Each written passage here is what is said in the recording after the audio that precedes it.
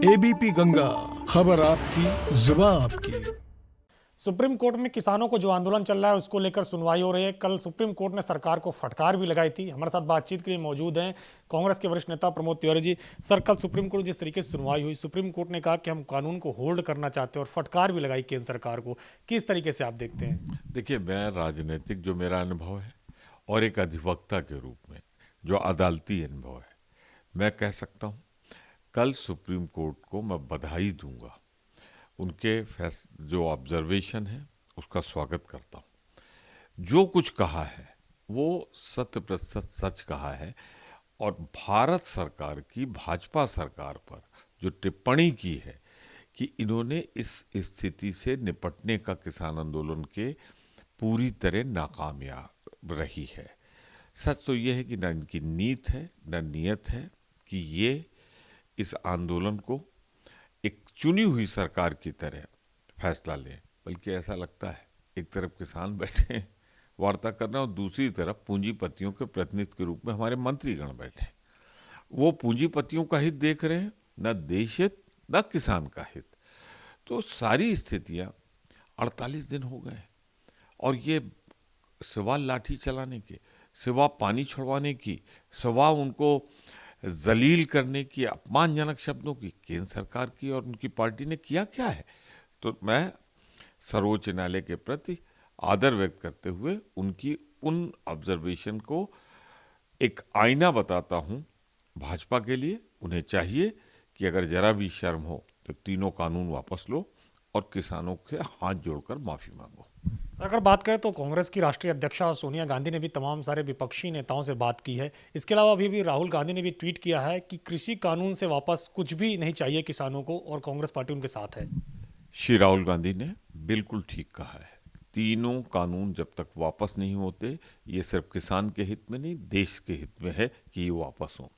आदरणीय सोनिया जी ने अपना फर्ज निभाया मुख्य विरोधी दल होने के नाते।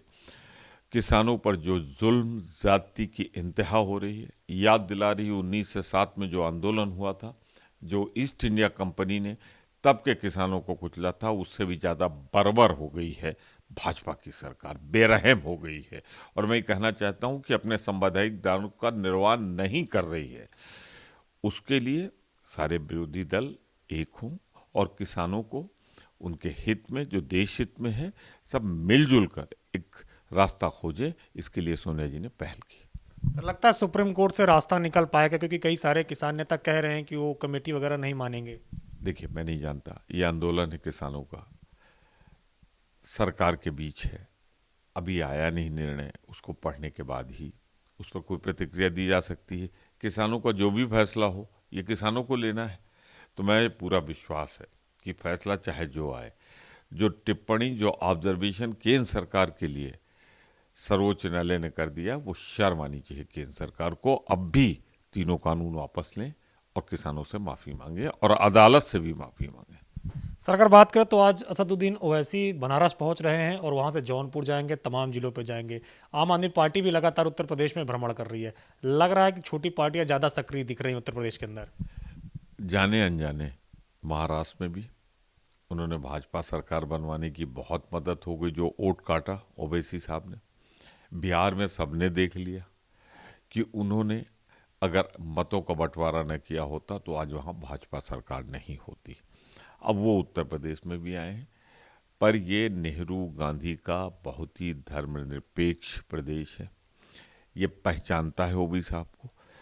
वो क्या इरादा है उनका सबके समझ में आ गया है। तो मुझे पूरा भरोसा है आम आदमी पार्टी भी यही मतों का बंटवारा करना चाहती है। 1% से ज़्यादा किसी प्रदेश में है नहीं।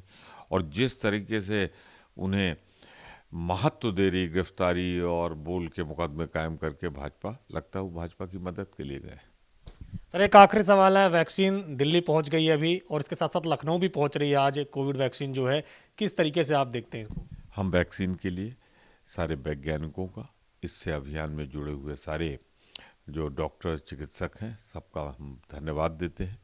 एक बात साफ कर देना चाहते हैं कि ये फ्री ऑफ कॉस्ट, निःशुल्क होनी चाहिए सारे देशवासियों को, वरना जो गरीब तबका है, साधारण तबका है, वो इसमें लगने वाले पैसे के लिए आगे नहीं आएगा। और जब आगे नहीं आएगा तो इसका लाभ क्या मिलेगा।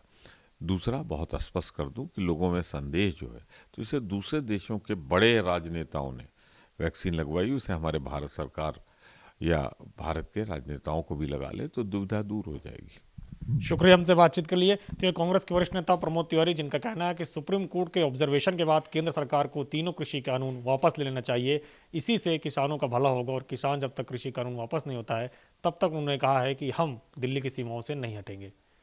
कृष्ण वीरपाल के साथ अविनाश तिवारी, एबीपी गंगा, दिल्ली।